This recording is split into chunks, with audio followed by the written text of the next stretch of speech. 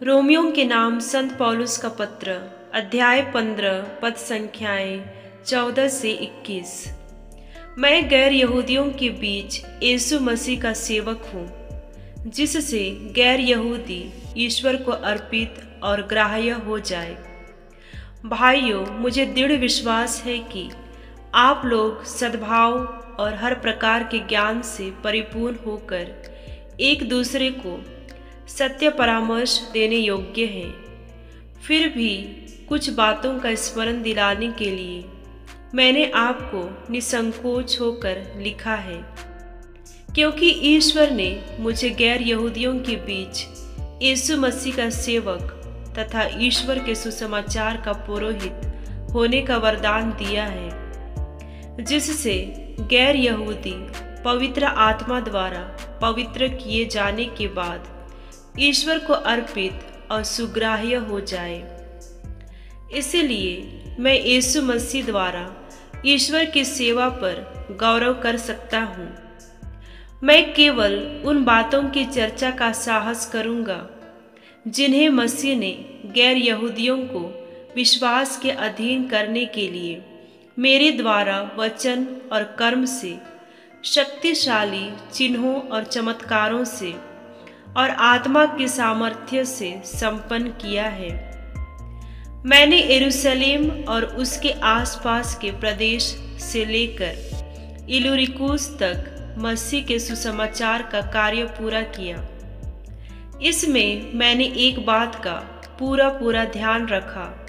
मैंने कभी वहाँ सुसमाचार का प्रचार नहीं किया जहाँ मसीह का नाम सुनाया जा चुका था, क्योंकि मैं दूसरों द्वारा डाली हुई नींव पर निर्माण करना नहीं चाहता था, बल्कि धर्म ग्रंथ का यह कथन पूरा करना चाहता था। जिन्हें कभी उसका संदेश नहीं मिला था वे उसके दर्शन करेंगे, और जिन्होंने कभी उसके विषय में नहीं सुना वे समझेंगे। प्रभु की वाणी। संत लूकस के अनुसार पवित्र सुसमाचार, अध्याय 16, पद संख्याएं 1 से 8। इस संसार की संतान आपसी लेन देन में ज्योति की संतान से अधिक चतुर है। यीशु ने अपने शिष्यों से यह कहा। किसी धनवान का एक कारिंदा था। लोगों ने उसके पास जाकर कारिंदा पर दोष लगाया कि वह आपकी संपत्ति उड़ा रहा है। इस पर स्वामी ने उसे बुलाकर कहा, मैं तुम्हारे विषय में क्या सुन रहा हूँ? अपनी कारिंदगरी का हिसाब दो, क्योंकि तुम अब से कारिंदा नहीं रह सकते। तब कारिंदा ने मन ही मन यह कहा, मैं क्या करूँ? मेरा स्वामी मुझे कारिंदगरी से हटा रहा है। मिट्टी खोदने का मुझ में बल नहीं, भीख मांगने में मुझे लज्जा आती है। हाँ, अब समझ में आया कि मुझे क्या करना चाहिए, जिससे कारिंदगरी से हटाए जाने के बाद लोग अपने घरों में मेरा स्वागत करें। उसने अपने मालिक के कर्जदारों को एक एक करके बुलाकर पहले से कहा, तुम पर मेरे स्वामी का कितना ऋण है? उसने उत्तर दिया, 100 मन तेल। कारिंदा ने कहा, अपना रुक्का लो और बैठकर जल्दी 50 लिख दो। फिर उसने दूसरे से पूछा, तुम पर कितना ऋण है? उसने कहा, 100 मन गेहूं। कारिंदा ने उससे कहा, अपना रुक्का लो और 80 लिख दो। स्वामी ने बेईमान कारिंदा को सराहा कि उसने चतुराई से काम किया है, क्योंकि इस संसार की संतान आपसी लेन देन में ज्योति की संतान से अधिक चतुर है। प्रभु का पवित्र सुसमाचार। मनन चिंतन।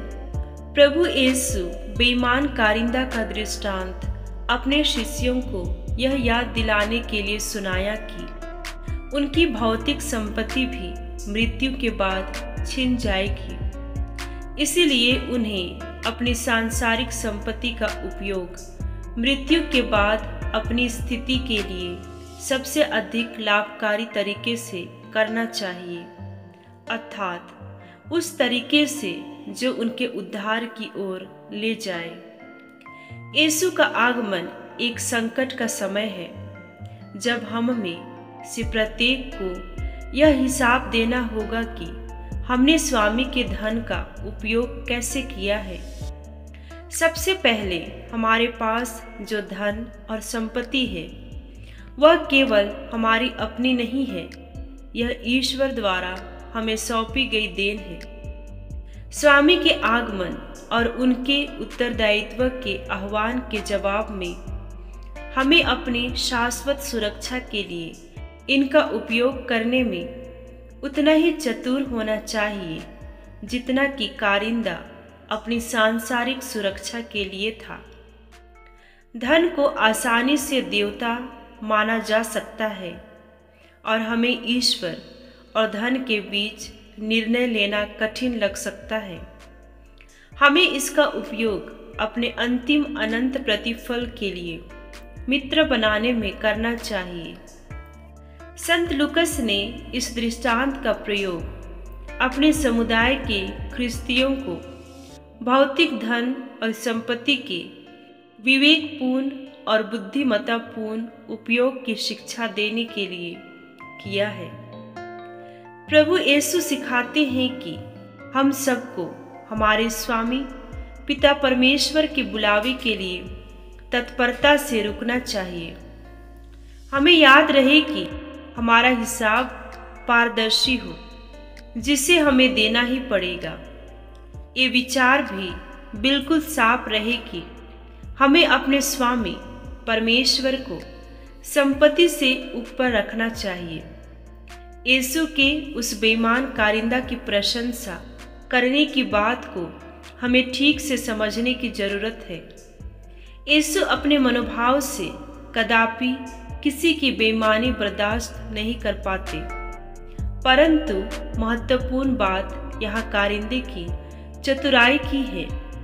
उसने संकटपूर्ण स्थिति में अपने भविष्य को ध्यान में रखते हुए तुरंत निर्णय लेने की क्षमता और अपनी विवेकशीलता दिखाई, जिसके लिए यीशु उसकी प्रशंसा करते हैं।